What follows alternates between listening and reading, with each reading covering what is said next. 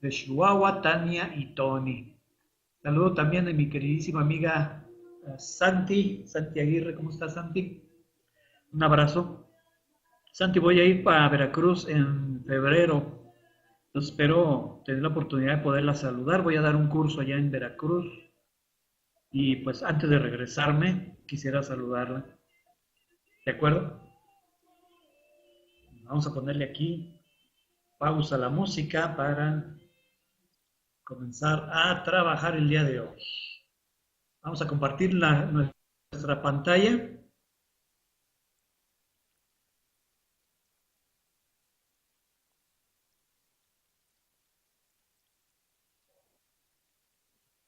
Listo, vámonos pues. Con diversos asuntos que tienen que ver con este fin de año, muchachos, qué interesantes se vuelve esta época en esa última semana de noviembre, porque tenemos algunas situaciones que hay que solventar. Aprovechando que el próximo sábado 1 de septiembre, es día de descanso obligatorio y pues por ahí nos encontramos alguna pregunta de uno de mis usuarios. Este post que estás viendo ahorita en la pantalla lo voy a publicar en la tarde una vez que terminemos nuestra charla. Entonces tú eres el que la está viendo por primera vez. Lo vamos a publicar aquí en la página web. Entonces, tiene relación el título del post porque dice la duda específica de uno de mis usuarios. También descanso el sábado porque mi contrato de trabajo dice que. Así titulé el post y vamos a ver cuál es la duda que tiene en específico esta persona. Entonces, esa inquietud la tiene porque dice que también tiene establecido en su contrato de trabajo que además del día de descanso ordinario, que es el domingo, también podrán descansar el día sábado. Bueno, fíjate que en el hecho de este trabajador, de que en su contrato de trabajo está establecido que va a descansar también los sábados, se nos atraviesa lo que dice el artículo 74 en su fracción séptima, porque el próximo sábado es el 1 de diciembre. Entonces dice el artículo 74 que son días de descanso obligatorio. Dice la fracción séptima, el 1 de diciembre cada 6 años, cuando corresponde a la transmisión del Poder Ejecutivo Federal. Es precisamente lo que nos ocurre con la toma de protesta del nuevo presidente de la República para el sexenio 2018-2024. Entonces,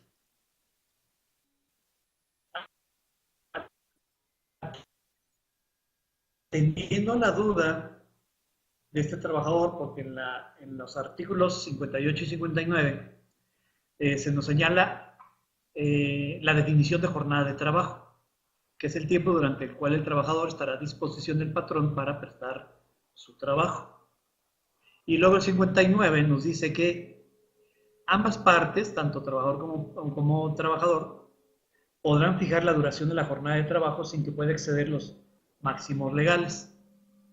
Los trabajadores y el patrón podrán repartir las horas de trabajo a fin de permitir a los trabajadores el reposo del sábado en la tarde o cualquier de que el patrón puede establecer los horarios de trabajo y repartir las horas del sábado para permitirles a los trabajadores poder descansarlo.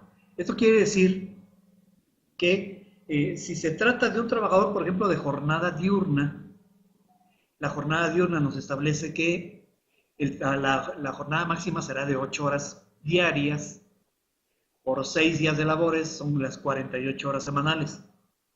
Entonces, no se puede establecer una jornada más con horas adicionales a este establecido. Pero lo que sí se puede hacer es que, por ejemplo, las horas de esas 8 horas, suponiendo que el trabajador labore jornada diurna, esas 8 horas repartirlas de lunes a viernes. Quiere decir que sí estará trabajando el sábado, pero estará repartida esa jornada de 8 horas en los días lunes, martes, miércoles, jueves y viernes. Y te pongo, por ejemplo, un ejemplo de una posible cláusula de trabajo en la que se establezca esa posibilidad de la repartición de las horas del sábado entre semana. Este es un ejemplo de un contrato de trabajo en la cláusula del horario de labores. Dice, el trabajador se obliga a prestar sus servicios de lunes a sábado, pero de conformidad con lo que señala la Ley Federal del Trabajo en su artículo 59, se establece que deberá laborar en un horario de 9 a 5 horas, más 1 hora y 40 minutos adicionales. Es decir, deberá terminar su jornada a las 18:40 horas para poder reposar el sábado, pero este día sábado será considerado como día laboral. Exacto. Quiere decir que las horas del sábado sí las estará trabajando dentro de las horas de la jornada de lunes a viernes. Y si su jornada normal de lunes a viernes es de 9 a 5, quiere decir que tendrá que elaborar 1 hora y 40 minutos adicionales para completar las 8 horas del sábado.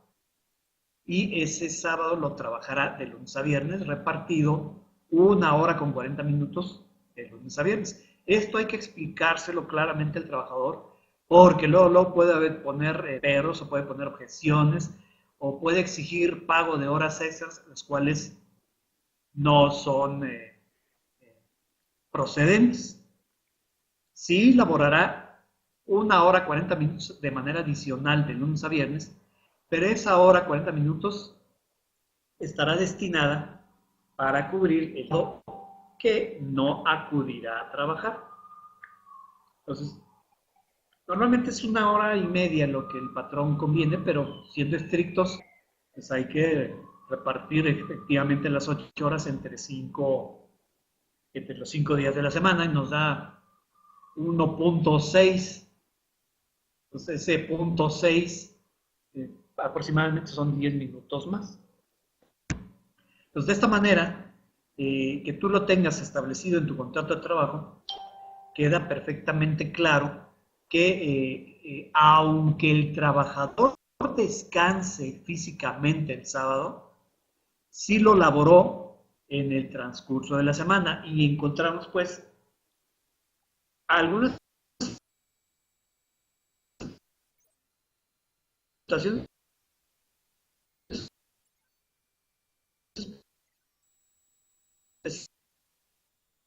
especiales que se nos pueden presentar porque precisamente este próximo sábado es un día de descanso obligatorio. Entonces, ¿qué consideraciones debes de tener? Por ejemplo, tú como patrón ya debiste haber anticipado el hecho de que el trabajador obligatorio se debió haber ajustado el horario del trabajador para que salga de sus labores en la hora como si se cumpliera su jornada normal de 8 horas. En este caso de 9 a 5.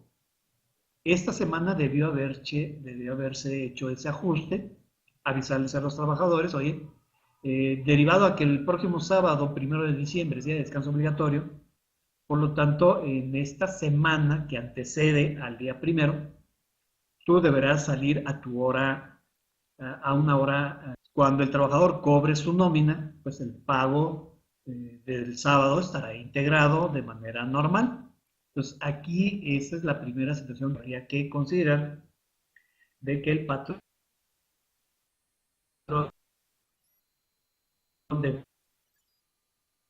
debió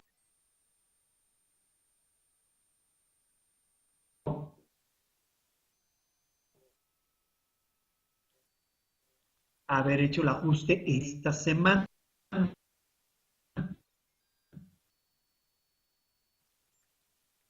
Que se le olvidó al patrón, que no lo consideró, que no se le ocurrió hacer el ajuste. Bueno, no hay ningún problema.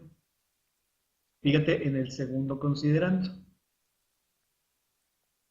Puedes hacer el ajuste en la siguiente semana. Sepa más que tú como patrón. Entonces, nada más hay que tener cuidado. Hay que hacer el ajuste al horario.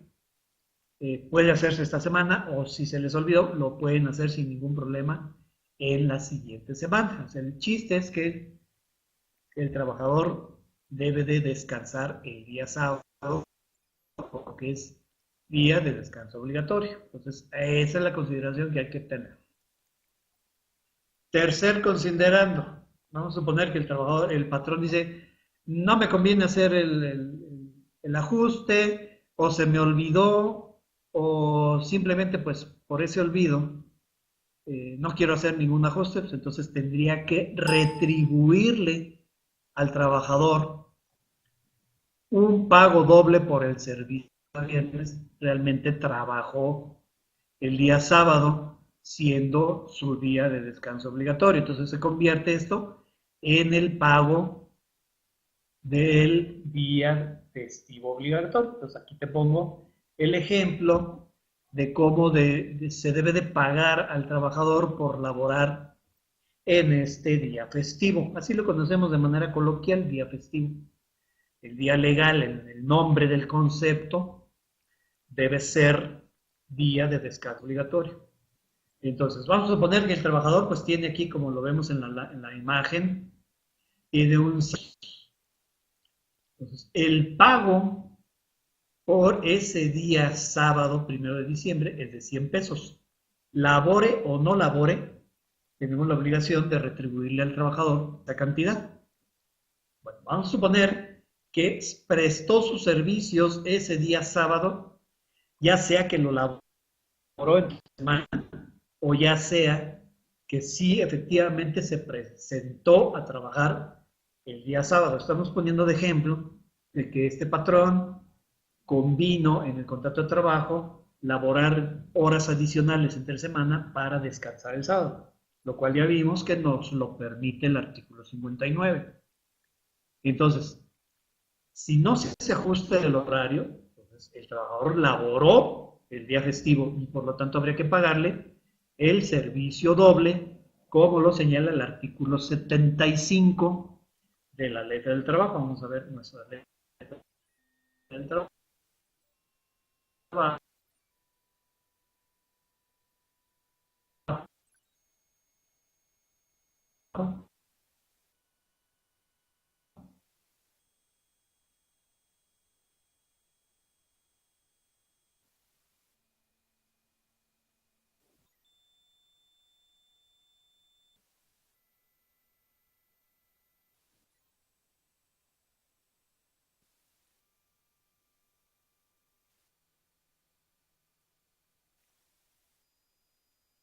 En su artículo 75.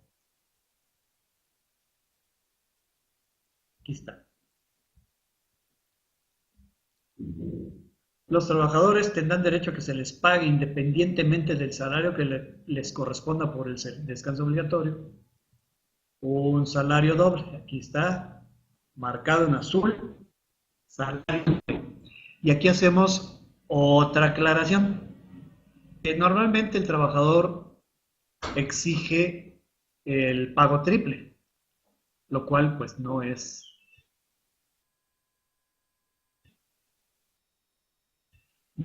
correcto la forma de expresión por el pago del día festivo. Aquí lo señala claramente el artículo 75, que es un pago doble. Lo que pasa es que además de que ese salario doble,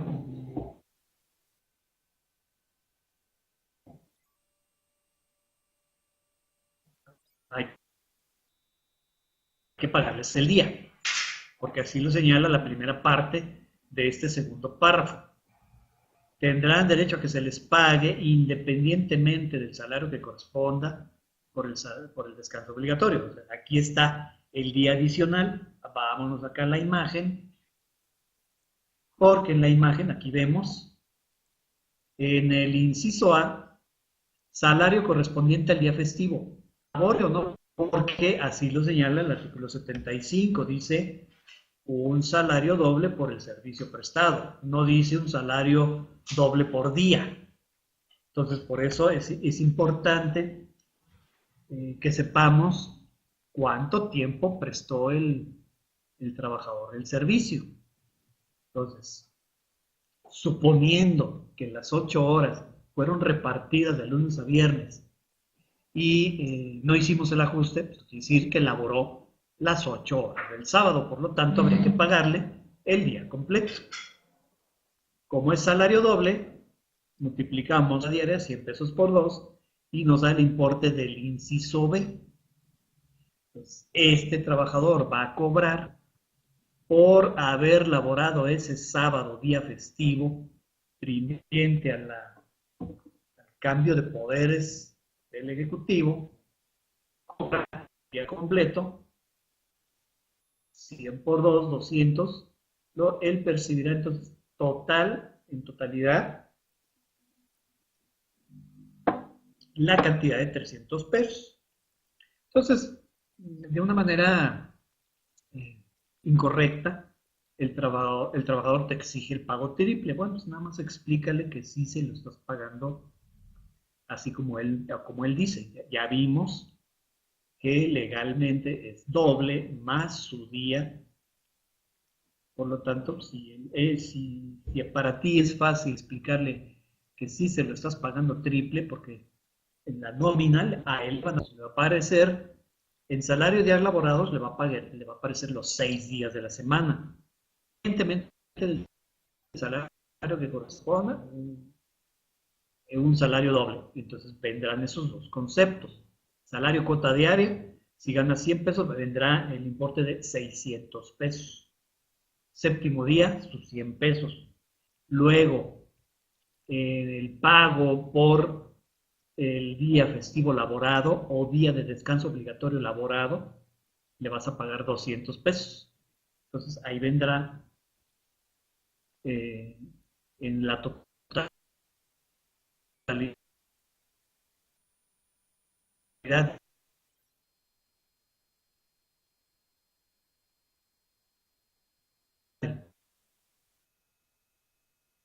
pago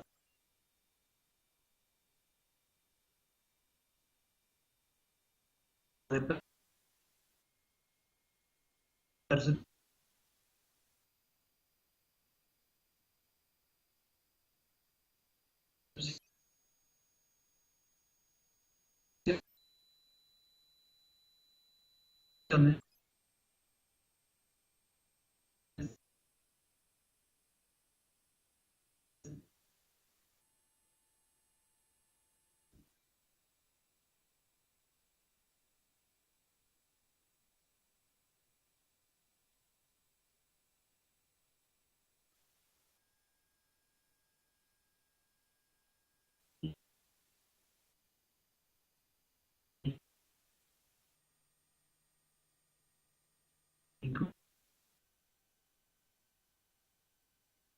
incluye el 1 de diciembre, decir que mi descanso tocó en festivo y no darme otro día.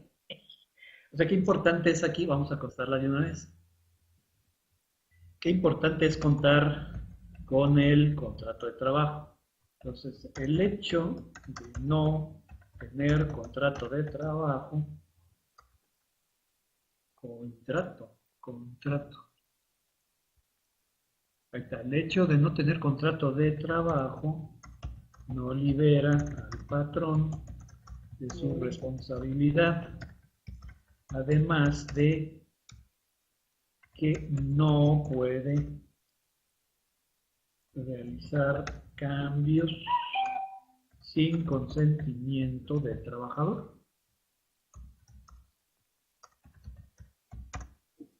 Sí, entonces no puede manejar los descansos a su conveniencia, y aprovechando que es este sábado día de descanso obligatorio, es probable que el patrón diga, pues tu descanso, como no tenemos contrato de trabajo y tu descanso lo cambiamos en algunas ocasiones, pues ahora aprovechando que es día festivo, te lo voy a programar el día sábado tu descanso. O sea, eso es indebido, ¿no? y no se puede hacer. No se debe hacer cambios a conveniencia. Va a ser difícil para el trabajador defenderse. ¿Qué le sugiero? Pues que ponga su queja ante la oficina del inspector del trabajo. ¿Cómo quedó de iniciar sesión? Bueno, debe haber sacado de mi sesión ahorita que abrí la página. Bueno, ya hay un problema con discos. Bueno, ok. Ahorita la contestamos bien. La otra pregunta que también hicieron recientemente acerca del día de descanso obligatorio. Y mira, comenta este usuario que se llama Beto, mi trabajo es turno nocturno, de lunes a viernes de 10 a 7, 9 horas por turno por 5 días, son 45 horas. Empiezo los lunes a las 10, termino el sábado a las 7.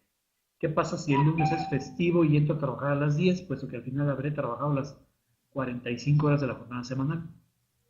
No debo trabajar 9 horas, un turno menos por el festivo de la jornada semanal. Exactamente.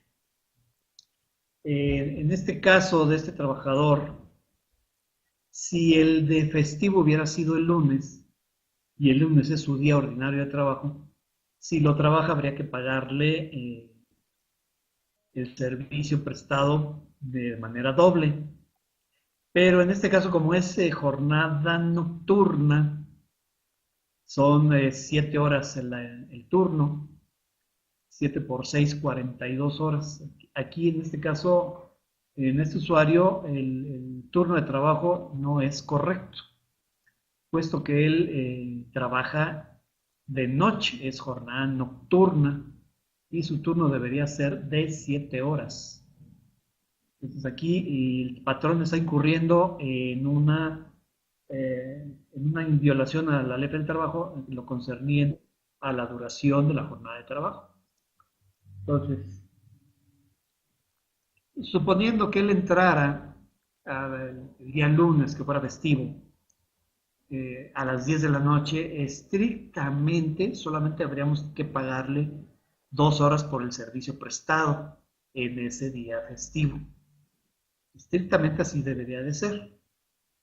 Normalmente, cuando yo establezco este tipo de situaciones de trabajo nocturno, yo les comento al trabajador que si ellos entran a trabajar el día de descanso obligatorio, el día festivo, les pago el turno completo. Va a haber situaciones, y yo convengo con ellos esta situación, va a haber ocasiones en que los festivos tú salgas, cuando es turno nocturno, salgas en el día festivo. Entonces, una de dos. Te puedo pagar el turno cuando entres a trabajar en el festivo, más no cuando salgas. Entonces, es una por otra. La otra situación que te comentaba, estrictamente deberías de pagar únicamente las horas que prestó el servicio en ese día festivo. Entonces, es cuestión de negociarlo con el trabajador. Ambas formas son correctas. Lo más recomendable es pagar las horas en que se haya laborado.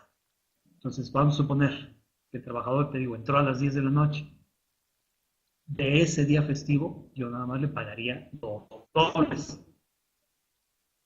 Va a haber ocasiones en las que el día festivo sea cuando él salga de trabajar, entonces yo tomaría desde las 12 de la noche hasta las 7 de la mañana, que es cuando sale el caso de este trabajador Beto, y le tendría que pagar 7 horas dobles. Si entraba a las 10 de la noche y el día festivo es ese día, pues yo le pagaría únicamente de 10 a 12, 2 horas dobles, porque el resto del turno ya no es día festivo. Entonces, he tenido trabajadores en ambos casos, que hay algunos que dicen, no, pues págame el día completo, o págame el turno completo, o págame las horas únicamente que corresponden al día festivo. Entonces, te digo, ambas formas son correctas y ya más es cuestión de ver tu situación, cómo son las relaciones laborales internas y tú puedas determinar cuál sería la forma de pago. Hace 7 meses fueron otras preguntas, bueno, yo quise tocar estas porque son recientes. Pues aquí ahorita corrijo esta situación de esta pregunta especial. Entonces, eso es lo que hemos visto en relación a lo que va a ocurrir este próximo sábado 1 de diciembre. Vamos a ver si hay algunas preguntas por acá, aprovechando que estamos en vivo y a todo color. Tengo aquí un grupo de Telegram, si te quieres agregar, ya somos más de 590 miembros. Entonces, descarga tu aplicación de Telegram y me mandas un mensajito. Aquí te voy a poner en la pantalla mi número telefónico celular. Me mandas un mensajito ya cuando estés por aquí. Entonces, por ejemplo, aquí hay una pregunta de nuestra amiga Mailet. Dice que ingresó al portal empresarial del Infonavit para verificar si no tenía ningún adeudo, pero el portal me arrojó que tengo uno por concepto de aportaciones patronales. Sin embargo, en el cálculo sí están registrados esos importes. Existe una causal en Infonavit para hacer esa aclaración. Me comentaron por vía telefónica que esperara 21 días naturales y que si no había una causal para ese tipo de aclaración tenía que acudir a realizar la aclaración de manera presencial. Bueno, recordemos, muchachos, que en el caso de Infonavit, la actualización de la base de datos, como le comentaron aquí a nuestra amiga, es aproximadamente de 15 días hábiles. Ahí eligieron 21 días naturales. Entonces, si realizamos el pago de nuestras cuotas, nuestras aportaciones de Infonavit del quinto bimestre, septiembre-octubre, las hicimos a más tardar el 17 de noviembre. Este mes de noviembre fue hasta el 20 hicimos el pago. Hasta el 20 de noviembre fue cuando hicimos el pago del quinto bimestre. Entonces, si ahorita haces la consulta, te va a aparecer que debes el quinto bimestre. Entonces ya tenemos aquí la respuesta por parte del Infonavit, que su base de datos la actualizan posteriormente, más o menos unos 15 días hábiles, 21 días naturales. Entonces, aquí si alguno de tus proveedores o algún cliente o incluso el mismo gobierno te está pidiendo tu constancia de no adeudos fiscales, en el caso de Infonavit, te va a aparecer que debes el quinto bimestre, ahorita en noviembre. Pues tú no tengas ningún problema. Si esta carta de situación fiscal aparece que debes quinto bimestre, tú anéxale a esa carta tu comprobante del pago. Y ya con eso, tu cliente o tu futuro cliente podrá tener la seguridad de que estás cumpliendo en tiempo y forma. Solamente que pues la base de datos de Infonavit pues, maneja información muy atrasada. También publiqué aquí en nuestro grupo de Telegram esta consulta porque me llegó aquí por Twitter. Fíjate, fue una consulta de una chica mediante el mensajero interno del Twitter. Me preguntó que tuvo un accidente el día 24 y le dieron 7 días de incapacidad. Las vacaciones iniciaron el día 26. Bueno, aquí Recursos Humanos, para empezar, estuvo incorrecto, dado que la incapacidad fue anterior al inicio de su periodo vacacional. Continúa diciendo el usuario, hablé a Recursos Humanos de mi empresa y me dijeron que no tenía por qué aceptar incapacidad, dado que estoy de vacaciones. Bueno, espérame tantito de Recursos Humanos. Aquí las fechas no coinciden, porque el accidente fue anterior al inicio de las vacaciones. Entonces, pues, aquí hay un problema de control interno o de conocimiento por parte de los encargados de recursos humanos. Pues, si una persona está incapacitada, pues, no puede salir de vacaciones. Incluso en el post sugerido, aquí que tú puedes observar la dirección acortada, Si quieres teclearle en tu navegador, te va a llevar a leer un post que publiqué en el cual un trabajador se incapacitó, pero ya estando de vacaciones. Está muy interesante el caso porque también me sucedió una vez que uno de mis trabajadores se fue de vacaciones, se fue a la playa. Entonces comió mariscos y se intoxicó. Entonces él acudió al servicio del Seguro Social, su servicio médico, y le expidieron una incapacidad, precisamente porque estaba intoxicado. Entonces nos avisó inmediatamente, oye, pues, estoy de vacaciones, estoy acá en la playa, me intoxiqué, fui al Seguro Social y me dieron una incapacidad. Pues, ni hablar. ¿De cuántos días te dio una incapacidad? No, nada más me dieron 3 días. Perfecto, entonces tus vacaciones se recorren 3 días. No puedes disfrutar de vacaciones estando incapacitado. No importa que ya estés de vacaciones. Tú como trabajador estás protegido y yo como patrón, pues ni hablar. Tengo que ajustar mis controles y en lugar de que regreses X día, vas a tener que regresar hasta 3 días después, porque en medio se atraviesan esas incapacidades sin ningún problema. Entonces se vuelve una situación de control interno únicamente. Chicos, ya en el próximo mes, inminente el mes de diciembre, vamos a pagar el aguinaldo. Entonces, te invito a que vayas aquí a la página web y busques el post relativo al aguinaldo. Tengo varios, aquí si te fijaste, lo voy a hacer otra vez. Aquí tengo un cajón de búsqueda que dice busca en pepesotosasesor.com con la ayuda de Google. Entonces tú le puedes poner aquí aguinaldo para que te vaya a traer todos aquellos temas en los que yo he platicado acerca del aguinaldo. Aquí tú puedes leer todas estas situaciones, preguntas que incluso los mismos usuarios me han hecho o posts que yo he publicado. ¿Es posible disminuir el aguinaldo? Es un post que publiqué por allá de diciembre de 2016. Nómina semanal para el cálculo del ISR aguinaldo fue una pregunta que me hicieron. Calculadora en Excel del ISR al aguinaldo 2016, la voy a actualizar para compartírtela y que la puedas utilizar este ejercicio 2018, porque a partir del 2016, ¿se acuerdan? Se está utilizando la UMA como importe de exención para efecto de los pagos de salarios. Totalmente ilógico el hecho de que el SAT nos haya impuesto utilizar la UMA para efectos de exención de alguna de las prestaciones. Que de hecho por ahí hay una iniciativa que se va a estar discutiendo por estas fechas acerca de la posibilidad de derogar la UMA. La UMA no tiene ningún problema, señores diputados y senadores.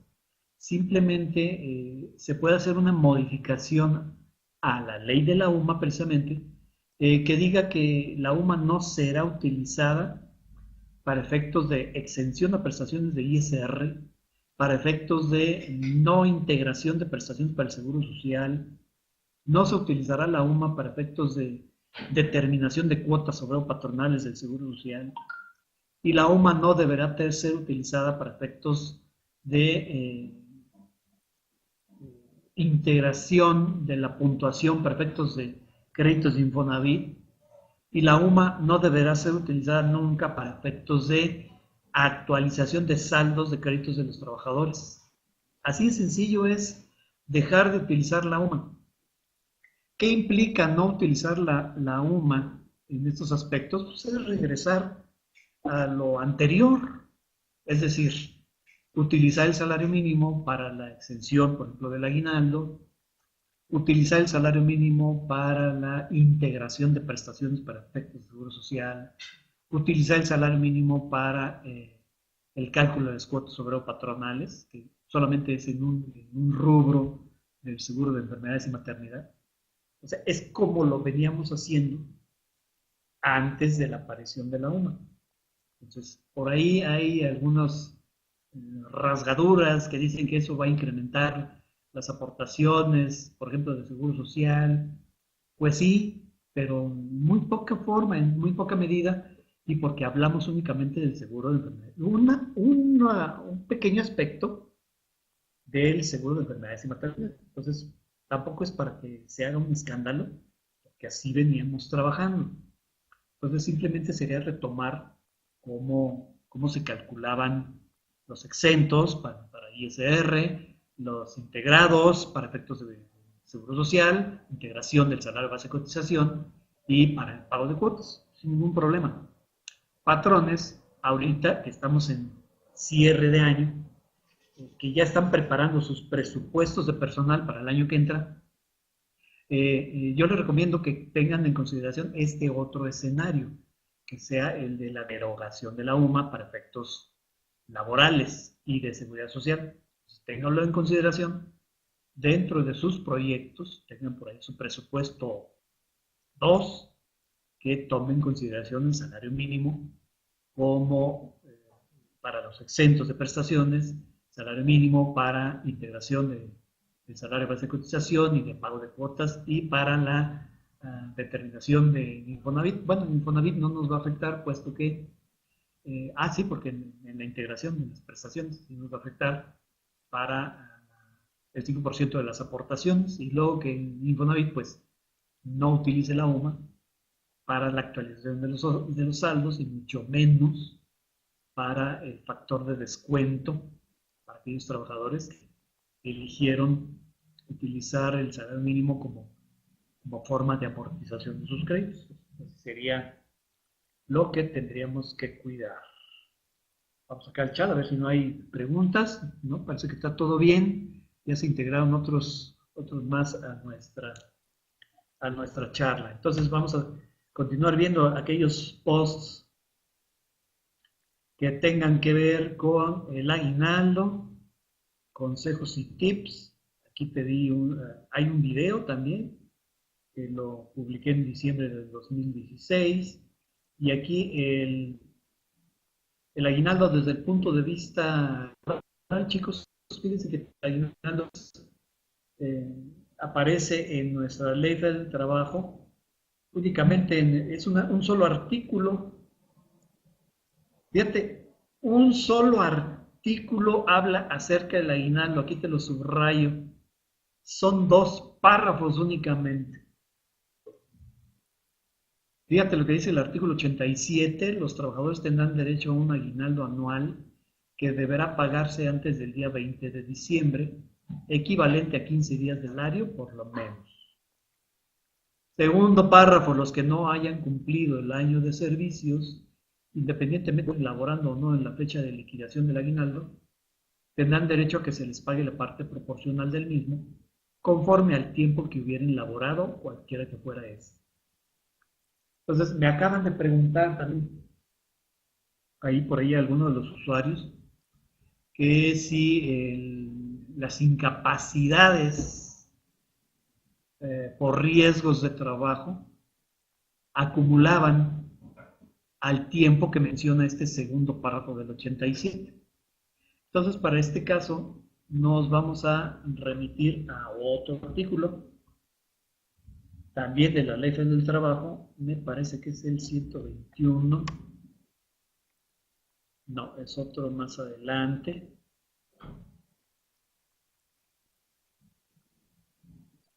Es el...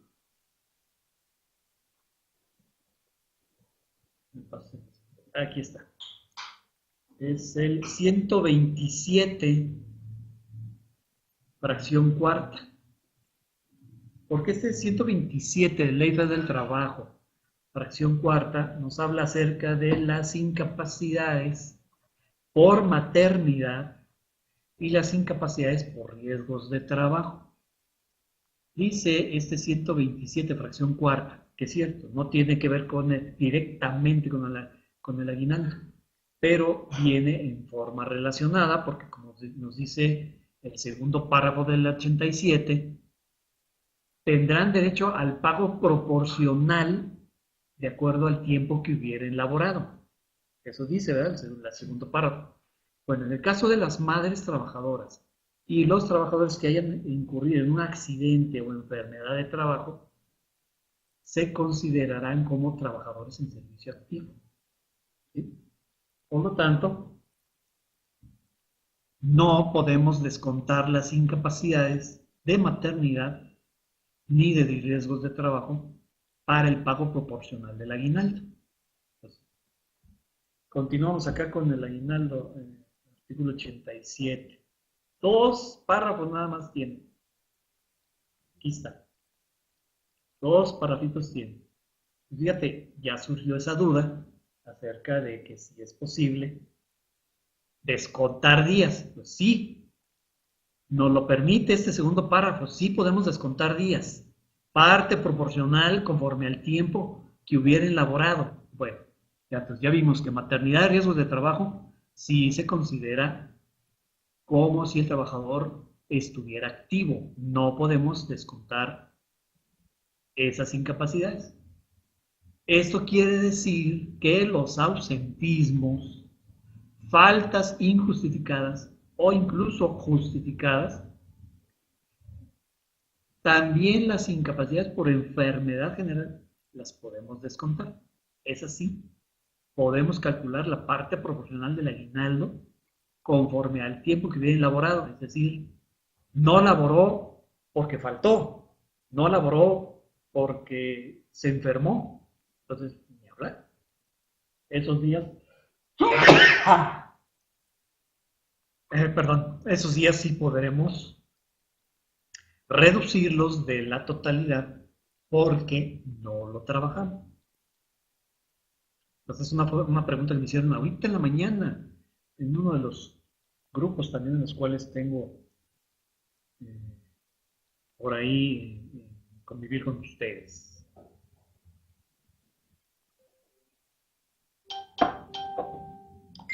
Dale, me están buscando de Toluca, me van a querer contratar, vamos a ver ahorita que terminemos de qué se trata el asunto. El aguinaldo que debe pagarse antes del 20 de diciembre. O sea, muchachos, la fecha límite es el día 19. Esa es la fecha límite para el pago del aguinaldo. No es el 20, es antes del 20.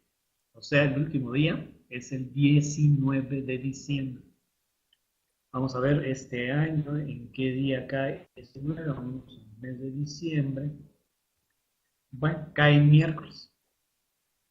El próximo miércoles 19 de diciembre es el último día para el pago del aguinaldo. Estamos prácticamente a 7, 14, a 21 días de cumplir con esa obligación. ¿Cuánto hay que pagarle al trabajador? 15 días de salario, cuando menos. Eso es lo que se llama la ley del trabajo. Eso no impide que tu contrato de trabajo tengas establecido un importe mayor. Perfectamente válido.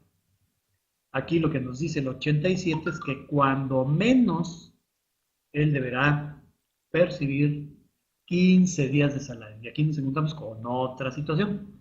Porque ya ves que hay algunos patrones que nos dicen cuando contratamos a una persona, págale 2,000 pesos por semana. Perfecto, entonces tú laboralmente, como encargado de la nómina, agarras tu calculadora y divides 2,000 entre 7. Y te dice tu patrón, no, espérame, esos 2,000 son netos. Y en la torre. Entonces, a nosotros como noministas nos obliga a hacer el cálculo al revés. Tenemos que piramidar para obtener el salario bruto, ¿verdad? Entonces hay que decir al patrón, oiga patrón, pues fíjese que por ejemplo en el caso del aguinaldo, este es sobre 15 días brutos, no netos. Pues por eso sí que es importante que en nuestro contrato de trabajo se establezca el salario bruto. De ninguna manera establecer el salario neto en el contrato de trabajo. Eso no es lo permitido, porque aquí está una justificación para que le digas a tu patrón, oye, es que en el contrato yo tengo que ponerle no los 2,000 entre 7, sino tengo que hacer el cálculo inverso. Entonces, hay que acostumbrar a los patrones, porque ellos son los que hacen este tipo de situaciones. A veces también cuando contrato al trabajador y me dice, el salario que me propone ya es neto. Yo no, a este salario que se te está diciendo, 100 pesos diarios, a esos hay que calcularle el impuesto sobre la renta y las cuotas de seguridad social. Ah, pues qué poquito, pues lo siento mucho. O sea, así es como nosotros establecemos el salario. Ese es el pago, porque a veces pones en tus vacantes de empleo salario 8,000 pesos mensuales. Bueno, el trabajador piensa que son netos, ¿no? Hazle la aclaración de que esos 8,000 pesos mensuales que él va a percibir serán de manera bruta y él como contribuyente, como ciudadano, pues tiene la obligación de contribuir al gasto público a través del pago de sus impuestos, a través de la retención a su salario que le hace su patrón y a su vez la parte correspondiente a la cuota obrera del Seguro Social. ¿Cuánto voy a percibir? Bueno, ya cuando cobres tu primer recibo de nómina te darás cuenta. Tu salario será de 8,000 pesos mensuales y ahí sí podremos dividir 8,000 entre 30 y decir que tu salario diario es 266.66. ¿Cuánto me toca de aguinaldo? Pues multiplicamos 266.66 por 15 y ese será tu aguinaldo, 3,999.99. Y a ese aguinaldo pues habrá que calcularle el impuesto correspondiente. Y como estamos a fin de año, chicos, pues hay que aprovechar el aguinaldo para hacer nuestro ajuste anual del impuesto sobre la renta a salarios de todo el año de nuestros trabajadores. O sea, esta es una tarea que a pesar de que ya no presentamos declaración informativa de sueldos y salarios, pues de todas maneras hay que hacer este cálculo para aquellos trabajadores cuyo importe de salarios anual puede hasta 400,000 pesos. Si los ingresos del trabajador fueron superiores a esta cantidad, pues él tiene la obligación de presentar su declaración anual. Entonces ya no estamos obligados a realizar el cálculo del impuesto anual. Vamos a ver qué nos dice la ley del impuesto de la renta al respecto. Esta no, me equivoqué porque esta es comentada. Ley del impuesto de la renta normal. Vámonos al artículo 93. Sí, porque ya me corrigieron, yo había dado una opinión errónea, pero aquí en el artículo 93 vienen las exenciones. Por acá el último viene de que el trabajador que rebase ese monto, ¿verdad? Sí, es el 93, chicos, a ver ustedes que son más ductos que yo. O es posterior, ¿verdad? No es el 93. A ver, alguien que no esté dormido por allá. Si no, sigo buscando. Horarios. La tarifa. Aquí está el impuesto anual. Es el 97. 97. ¿Qué párrafo es?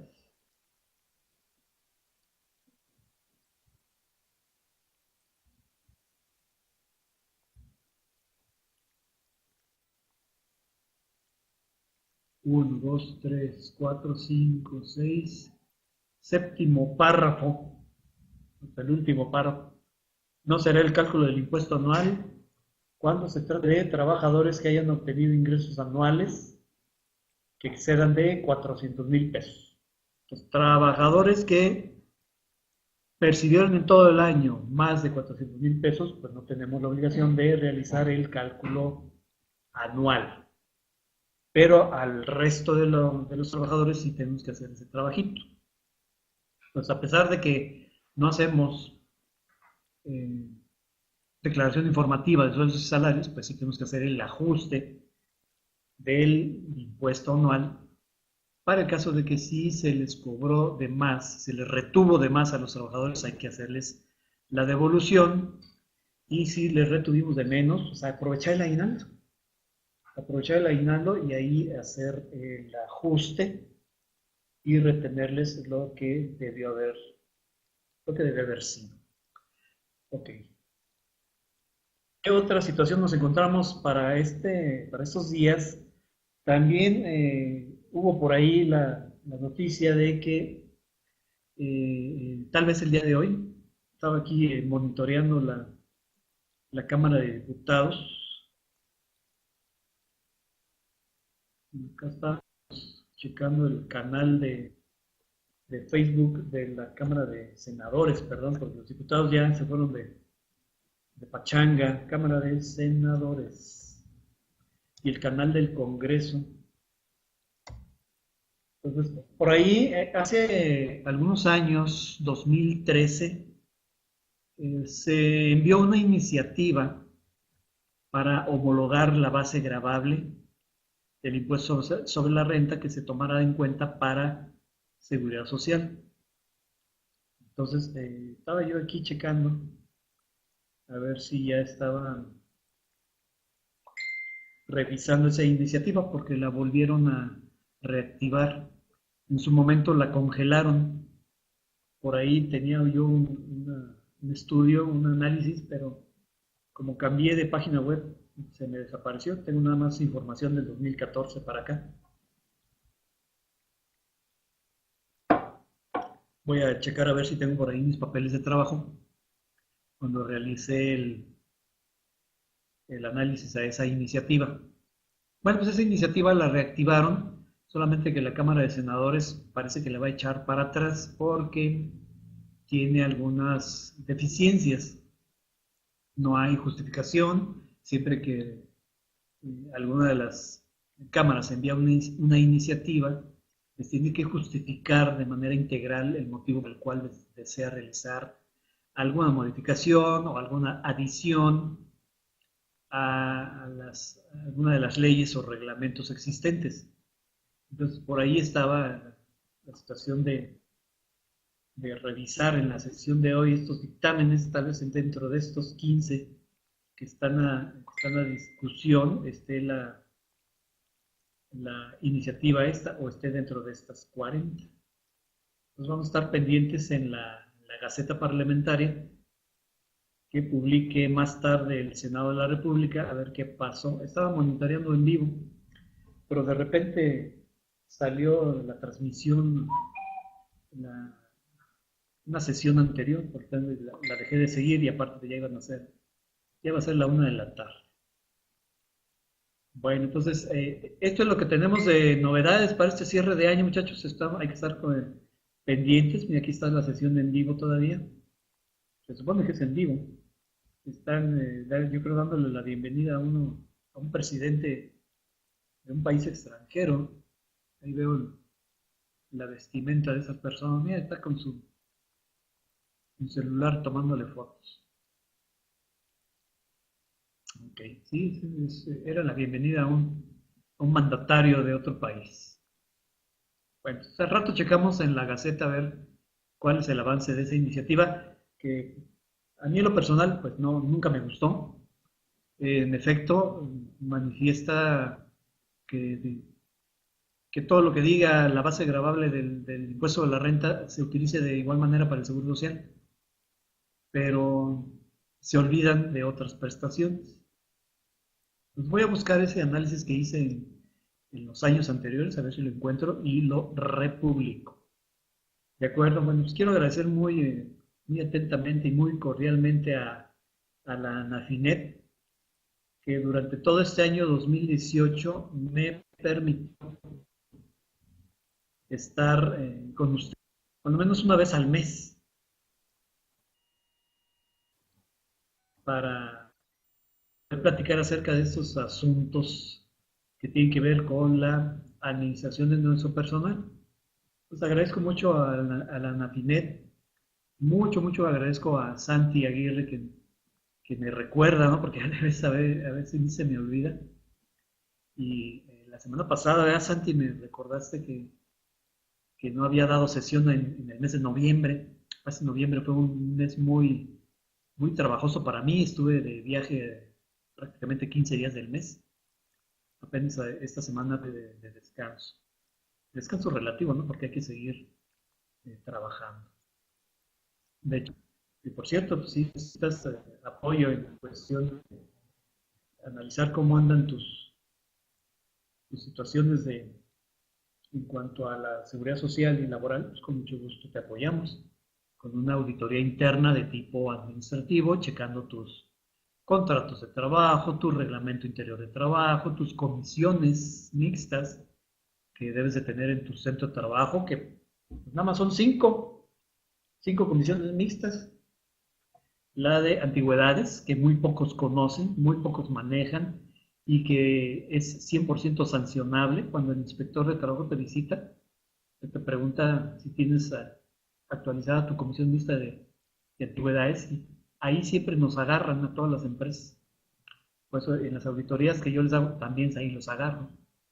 Esta última que realicé, que entregué precisamente antes de irme de viaje, en la primera semana de noviembre. Entonces, era una de las observaciones que le hice al patrón. O sea, es que realmente no tienes ninguna comisión. Pues esta de antigüedades pues, no la conocían, no sabían que existía y está ahí eh, definida en nuestra ley federal del trabajo. Entonces ya le pasamos los tips de cómo formar la comisión mixta, cómo elaborar el acta de integración y el acta de trabajo y cada año pues realizar esta tarea. Tenemos la comisión mixta para el reparto de utilidades, que lo vamos a ver en el mes de mayo. En el mes de mayo vamos a tener las charlas aquí en Anafinet de cómo preparar nuestro proyecto de reparto de utilidades y de qué manera interviene esta comisión mixta. Tenemos la comisión mixta de capacitación y adiestramiento, que sí es cierto, la ley del trabajo nos dice que es obligatorio para empresas de 50 trabajadores o más, pero como la capacitación es una obligación constitucional, pues de hecho todos los patrones deberían tener formada su comisión, porque de qué manera vas a cumplir con la obligación de dar capacitación si no tienes la ayuda, el auxilio de esta comisión. Entonces, no importa el tamaño de trabajadores que tengas, vamos a procurar tener esta comisión creada. Importantísima la comisión mixta de seguridad e higiene, porque con la ayuda de la comisión mixta de seguridad e higiene, el patrón puede ayudarse a disminuir su prima de riesgos de trabajo. Entonces, también fue una pregunta que me hicieron en esta semana, que de qué forma podía un patrón disminuir su prima actual, que era de 4.2354, me decía el usuario, ¿cómo la puedo disminuir a la mínima? Entonces ya le respondí, pues, con la ayuda de la comisión mixta, para que haya un control estricto en la observancia de las normas de seguridad dentro de la empresa. Qué importante es tener esta comisión porque te va a ayudar a ti como patrón a disminuir tu prima de riesgo de trabajo. Y por último, la comisión mixta para la formulación del reglamento interior de trabajo, que también este patrón, te digo, le sorprendió. A mí me sorprendió cuando lo revisé que no tuviera ninguna comisión. Vaya, sí daban capacitación, pero no tenían formada la comisión. O sea, eso lo hacía el patrón de una manera unilateral. O sea, sí tenía todo su proceso de capacitación bien formado. Tenía ahí su diagnóstico de necesidades de capacitación, tenía ahí las evaluaciones, tenía los cursos programados, tenía todo, pero no tenía formada la comisión. Entonces, es simplemente hacer actualización en función a lo que señala la ley del trabajo para que cuando llegue el inspector lo revise, le dé el palomazo. Y esta del reglamento interior de trabajo que también muchos desconocen, que pueden tener este reglamento adicional que nos ayude a conservar la convivencia laboral entre todos, ¿no? Son normas de convivencia laboral, vivimos en una sociedad. Entonces son aspectos que no son técnicos, que no se pueden plasmar en el contrato de trabajo, pero que son normas adicionales que nos ayudan a una mejor convivencia dentro de nuestro centro de trabajo. Son estas 5 comisiones que hay que tener en nuestras empresas y pues hay que trabajar. Para eso, pues, te apoyamos en el despacho con este tipo de de revisiones, auditorías internas, administrativas, desde el punto de vista laboral y de seguridad social. Y te digo, este patrón que le entregué su auditoría, vimos que en el aspecto de seguridad social, al puro centavazo, estuvimos revisando sus nóminas, estuvimos revisando sus pagos variables, vimos que estaban integrando de manera correcta sus salarios base de cotización, algunas diferencias pues nada más de centavitos, de pesos. Yo me imagino que por el redondeo, porque yo utilizaba mi Excel a 2 decimales y los sistemas de nóminas a veces sí te hacen el redondeo hasta 5 decimales. Entonces teníamos diferencias prácticamente nulas. El cumplimiento, algunas cuotas que pagaron a destiempo, pues hicieron el pago de manera correcta, extemporánea, siempre calcularon debidamente la actualización de los recargos, hasta eso los pagos fueron correctos. 1 o 2 meses se desfasaron, también por desconocimiento de que podían haber aprovechado los fines de mes, fines de semana que caía en viernes, y ellos podían aprovechar pagar el siguiente día hábil. Entonces son situaciones que fueron muy, muy pocas. Donde me encontré más problema fue en el aspecto laboral. Es hay que tener cuidado. Los contratos de trabajo también tenían por ahí contratos por tiempo determinado que no se justificaba la temporalidad. Ya dentro de la resumen de auditoría les hicimos ahí una presentación de la forma en que ellos deben establecer esos contratos temporales y que va a servir para evitar discrepancias con los trabajadores y evitar sobre todo alguna demanda de tipo laboral. Entonces, muchas gracias a Nafinet por haberme permitido este año, cuando menos tuvimos una sesión al mes. Yo prometía en cada sesión tener más eventos, pero digo, este año fue muy peculiar para mi trabajo. Vamos a procurar entonces, voy a ponerme la meta de cuando menos tener dos sesiones al mes con ustedes, porque a la gente le gusta que hagamos este tipo de eventos. A lo mejor no podrán venir en vivo, pero sí les gusta mucho ver la grabación y vemos que ahí las están observando. Entonces me despido, muchas gracias a todos por habernos acompañado en este año y desearles en estas próximas fiestas decembrinas lo mejor de lo mejor para ustedes, no solamente en diciembre, todo el año. Que tengan éxito, salud y mucha paz y amor. ¿Sí? Entonces los espero en el próximo año en nuestras sesiones de Anafinet. Y si no te has afiliado, afíliate a la Anafinet. Muchas gracias a todos y un abrazo muy cordial.